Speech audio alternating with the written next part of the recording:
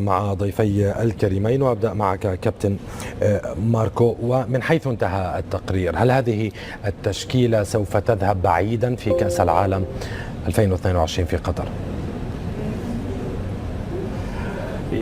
هذا ما تتمناه، لكن إذا ما تحدثنا عن هذه التشكيلة مقارنة بالتشكيلة التي لعبت في 2018.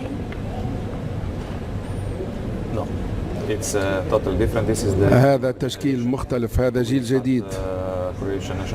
إذا المنتخب الكرواتي بدأ يحقق الانتقال من مرحلة إلى مرحلة أخرى من خلال جلب اللاعبين الشبان.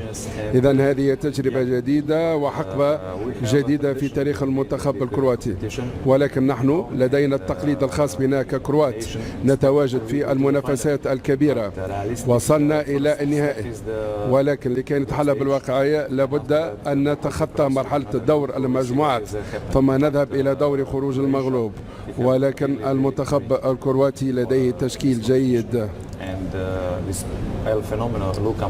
واللاعب الظاهرة لوكا مودريتش بإمكانه أن يمرر الخبرة الكروية إلى اللاعبين الشبان. إذن هناك مزيج جميل بين الخبرة والشباب. لربما سنحقق المفاجأة في هذه النسخة من كأس العالم في عام. عودنا المنتخب الكرواتي على تقديم المفاجأة في كأس العالم، وصل نهائي 2018 في 98 نصف النهائي، غاب عن 2010، ودائما ما يلعب كرة قدم جميلة، يدافع دائما عن حظوظه. برأيك لوكا مودريتش هل سوف يكون قادرا على تقديم نسخة مميزة مع ختام مسيرته؟ علي، المنتخب الكرواتي منذ أن انفصلت كرواتيا عن يوغوسلافيا وهو دائما متصدر المشهد في كأس العالم. المرة السادسة منذ أن انفصلت كرواتيا عن يوغوسلافيا في 92. تخيل، هذا يعتبر إنجاز كبير لأي منتخب أن يصل 6 مرات في كأس العالم، هذه المرة السادسة. صحيح. منذ عام 98 أول نسخة بعد الانفصال مباشرة وصل إلى كأس العالم، حقق المركز الثالث، وكان النجم دافر سوكر نجم المنتخب الكرواتي هو هداف البطولة. إذن هذا إنجاز كبير. أي نعم، بعد كده في 2002 خرج من الدور الأول، 2006 خرج من الدور الأول، 2010 غاب عن البطولة، 2014 خرج من الدور الأول، لكن استفاق مرة أخرى في 2018 بهذه الكتيبة الرائعة المتميزة في أسماء رائعة سنتحدث عنها الآن، ووصل إلى المباراة النهائية. وأقصى من؟ أقصى إنجلترا من الدور نصف النهائي، وطبعا اقصى روسيا واقصى الدنمارك، روسيا المنظمه واقصى الدنمارك. اذا تتحدث عن منتخب منذ ان ولد من وانفصل عن يوغوسلافيا. وطبعا يوغوسلافيا بصفه عامه علي، تاريخيا نحن درسنا في التدريب، كان معظم المراجع التدريبيه العظيمه من يوغوسلافيا. اذا يوغوسلافيا هي بلد مدرسه خاصه بنفسها في علم التدريب، ولذلك عندما انفصلت كرواتيا عن يوغوسلافيا لم تشعر بالفارق. فكرواتيا استفادت من هذا المشوار ليوغوسلافيا واصبحت الان قوه عظمى في كره القدم. ذكرت نقطة مهمة كابتن، مشوار المنتخب الكرواتي في 2018 لن يكون أبدا كمشوار المنتخب الكرواتي. أنا لم أكمل الكلمة أنه في دور المجموعات فاز في المباريات الثلاث، لم يخسر في دور المجموعات وهزم الأرجنتين 3-0. لكن حتى الأرجنتين 2018 مختلف عن الأرجنتين الحالية.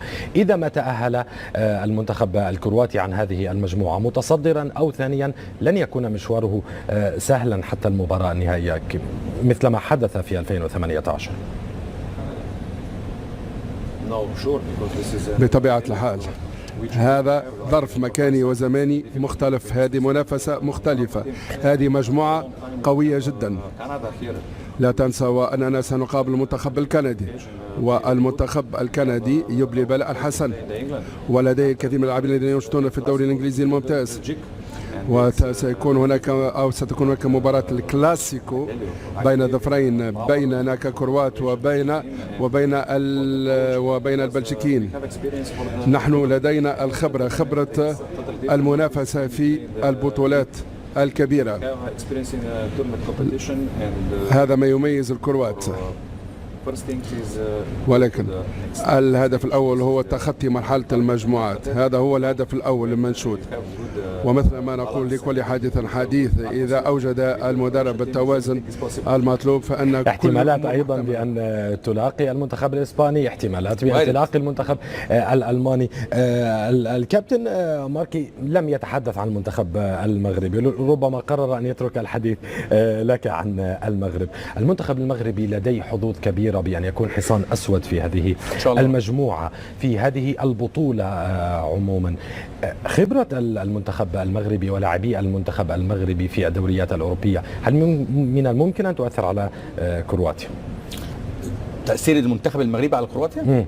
المنتخب المغربي يضم عليه مجموعة من أفضل اللاعبين العرب في مراكزهم. أفضل منتخب عربي يضم نخبة من اللاعبين المحترفين، أكثر عدد من المحترفين العرب في منتخب المغرب، والآن أصبح معهم مدرب راضي عنه الجمهور وراضي عنه الصحافة وراضي عنه الجميع، وحقق بطولة لنادي الوداد وهو المدرب وليد الركراكي. كل شيء متاح للمنتخب المغربي وبأمر الله يحقق نتيجة رائعة. عفوا أخي، يعني نتمنى أن يكون المنتخب المغربي هو أول هذه المجموعة، نتمنى أن يحقق انتصار في المباراة الأولى على منتخب كرواتيا. لكن إذا عدنا للمنتخب الكرواتي وتحدثنا عن المنتخب الكرواتي كما نتحدث عن أسماء وازنة في التشكيلة التي خاضت كأس العالم الماضية، كثير من اللاعبين لعبوا في كأس العالم. أولا لوكا مودريتش للمرة الرابعة يلعب في كأس العالم، خبرة كبيرة جدا، 37 عام وما زال يؤدي رغم كبر سنه، ما زال هو النجم الأول لفريق ريال مدريد. لعبوا في كأس العالم. أولا لوكا مودريتش للمرة الرابعة يلعب في كأس العالم، خبرة كبيرة جدا، 37 عام وما زال يؤدي رغم كبر سنه، ما زال هو النجم الأول لفريق ريال مدريد. تأتي إلى المدافعين فيدا ولوفرين، وبالإضافة لإيفان بريسيتش لاعب فريق توتنهام كأس العالم الثالثة، يعني مشاركات عديدة. يأتي إلى الحارس ليفاكوفيتش الحارس الثاني في المونديال السابق، وهذه هي المرة الثانية له في كأس العالم، خبرات على مستوى عالي جدا. طبعا أيضا المهاجم كراماريتش المرة الثانية في المونديال حاليا، هو أي نعم كان الموسم الماضي أو في النسخة الماضية على دكة البدلاء، لكن هذه المرة أساسي. لاعب البايرن يوسف ستانيسيتش، أيضا لاعب تشيلسي ماتيو كوفاسيتش، أسماء كبيرة في أندية عريقة تلعب للمرة الثانية والثالثة في كأس العالم. منتخب كرواتيا لن سوف تكون بالتأكيد مجموعة نارية، مجموعة قوية. بلجيكا موجودة، المنتخب الكندي أيضا، لا نريد والمنتخب الكرواتي، فهي مجموعة صعبة. نقول بأن المنتخب الكندي سوف يكون لقمة سائغة. شكرا جزيلا لك المدرب الكرواتي دامير ماركانوفيتش على وجودك معنا اليوم، وأيضا الكابتن أحمد فؤاد معلق قنوات بي إن سبورتس، شكرا جزيلا لك أيضا على وجودك معنا. إذا نصل إلى ختام التغطية الخاصة بتقديم المنتخب الكرواتي، نلتقي